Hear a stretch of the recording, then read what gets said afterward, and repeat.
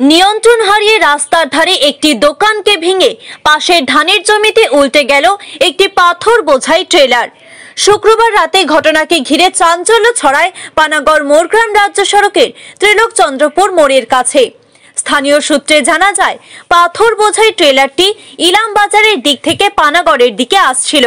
ত্রিলোকচন্দ্রপুর মোড়ের কাছে নিয়ন্ত্রণ হারিয়ে ট্রেলারটি রাস্তার ধারে থাকা একটি অস্থায়ী খাবারের দোকানকে ভেঙে দিয়ে পিছনের ধান জমিতে উল্টে যায়। ঘটনায় ট্রেলারের চালক ও খালাসি অল্প বিস্তর আহত হন। খবর পেয়ে ঘটনাস্থলে পৌঁছায় কাকসা থানার পুলিশ, আহতদের উদ্ধার করে নিয়ে যায়।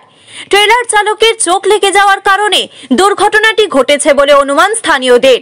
দিনের বেলায় হলে বড়সড় দুর্ঘটনা ঘটে যেতে পারত বলে দাবি এলাকাবাসীর।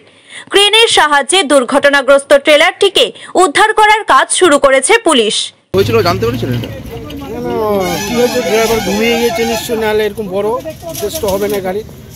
আর দোকান ছিল 50-60 জন একদম আরামে, দিনের বেলা হলে ক্ষতি হয়ে যেত। আচ্ছা, এবার চালকের কোনো কিছু হয়েছে নাকি?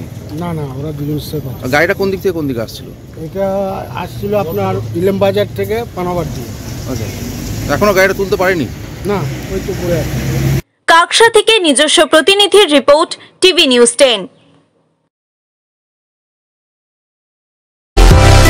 সুলভের সঠিক চিকিৎসার একমাত্র প্রতিষ্ঠান বিবেকানন্দ হসপিটাল।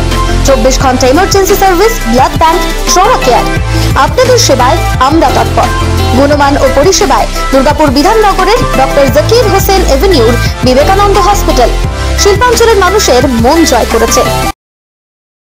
সবার আগে খবরের আপডেট পাওয়ার জন্য সাবস্ক্রাইব করুন আমাদের ইউটিউব চ্যানেল এবং ক্লিক করুন বেল নোটিফিকেশন আইকনে।